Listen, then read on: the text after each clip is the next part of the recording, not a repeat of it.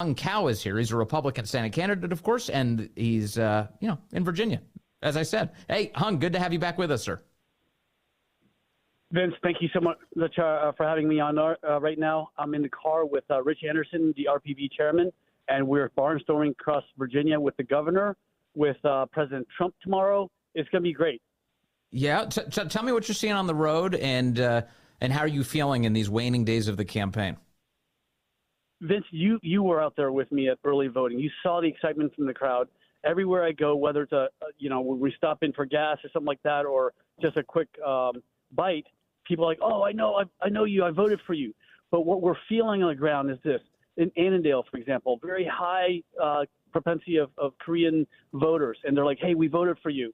And, the Muslim Americans, the Pakistanis, my neighbor came up and said, my dad is so excited about you. He said, hey, he took a picture of you and sent it around to all his friends saying, this guy went to Pakistan during the earthquake and helped our people and recovered victims. And, they just want to vote for peace.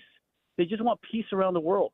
And, for us around Virginia, I mean, people are excited. They want change, and change is not going to come from a 30-year career politician who's saying, please keep me until the year 2030, and I promise this time I'll fix everything I screwed up. The media are attacking President Trump today for saying something true out loud, which they do a lot. What he said was that the politicians in Washington who send our young men and women off to die don't actually think through the consequences at all, and they would think very differently if they themselves were going over to those war zones. You're a military veteran, Hung Cao. Do you share that sentiment? I sure do. Look, I went to 20 years of endless wars. And, for what purpose? We took, Afghanistan away from the Taliban. We wasted $1 trillion. We sacrificed thousands of American lives only to give it back to the Taliban under Joe Biden. And I have a son right now at the United States Naval Academy who's going to graduate in a couple of years. I don't want him fighting in these endless wars. The last people that want war are warriors who've seen blood and death, and we're not going to stand for it. Yeah, rightfully so. Rightfully so. All right, so tomorrow you'll be in Salem, Virginia, alongside President Trump. He's campaigning in the Commonwealth. I take this as a pretty interesting and big signal because just to let people know, and we had a caller yesterday who wanted to raise this point. I'm sorry I couldn't get to him, but this is where the idea came from. But President Trump was supposed to be in Pennsylvania tomorrow. In fact, he was going to go to the Penn State-Ohio State game. And they decided to change their plans. And instead, tomorrow, he's going to do a stop in North Carolina, into Virginia, back to North Carolina. What does it tell everyone that President Trump is coming to the Commonwealth of Virginia for the final weekend of the election, Hung Cao?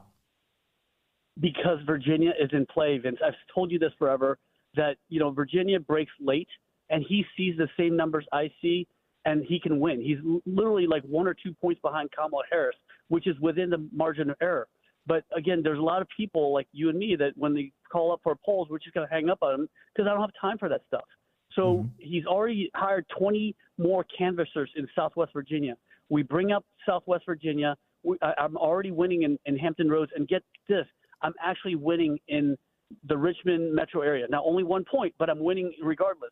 And that's scaring the heck out of Tim Kaine. Yeah, that's a big deal.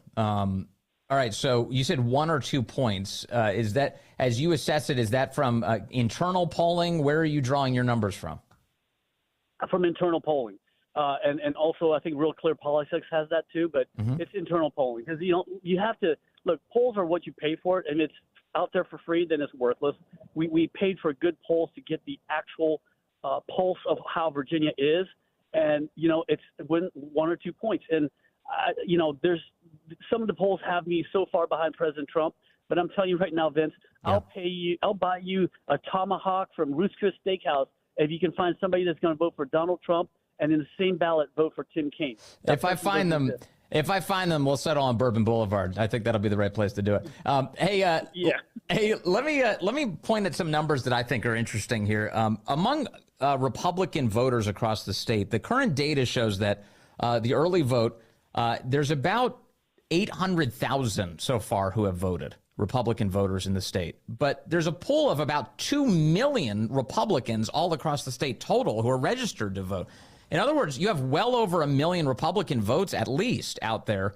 Hung Cao, who can still show up over the next few days, including on Election Day. How many Republicans do you expect to be Election Day voters? Well, I don't know about Republican total, so we expect 4.46 million voters in Virginia, and so far, almost 2 million people have already voted. Yeah, that's over 40% of the electorate. And get this: don't listen to the polls. Look at the actual numbers.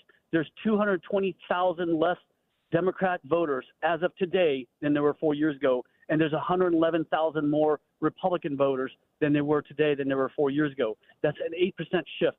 The Democrats see this. Why do you think Tim Kaine has put more money into advertising? Why do you think that Kamala Harris is pulling money out of places like North Carolina to put into Virginia? Because they see that they're losing their so-called stronghold.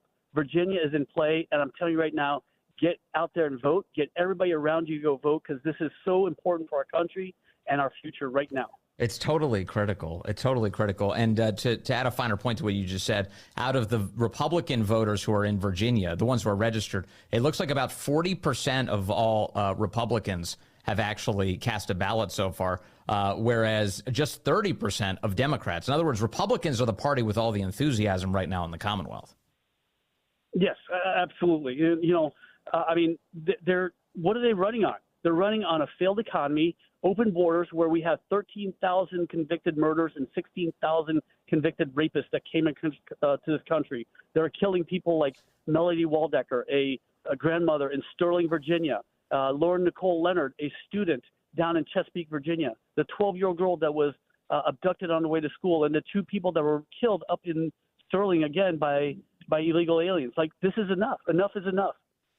Yeah, enough is definitely enough. Tell me, how are you going to spend these next few days? Obviously, you're with President Trump tomorrow, and I imagine that comes with some FaceTime with him. I'm certain he'll talk about you on stage there. You'll also be addressing the crowd, I assume, right? Yes, I will. I will be addressing the crowd. But look, you got to follow me on Twitter, because I'm telling you right now that I don't know where I'm going to be from one moment to the next. We're like a pinball machine running across Virginia. I'm down in Hampton Roads right now, going up to Urbana, back down to Emporia. Then tomorrow we're flying out to Salem, and then back to Harrisonburg and out to Tangier Island. I mean, we're all over the place. The better question is, where is Hung Cao not going to be? Yeah. What do you think Tim Kaine's going to do in these final days? I don't know. I mean, he might be crying in his big pillow or talking to his therapist, because, I mean, I put a hurting on him during the debate a month ago. Talking to his therapist. All right. Well, Hung Cao, I'm always so grateful for your time and really appreciate you joining us. I know you have a very busy time on the campaign trail. Please say hello to Rich Anderson. I know you're in the car with those guys right now. Thank you again, sir, and best of luck to you.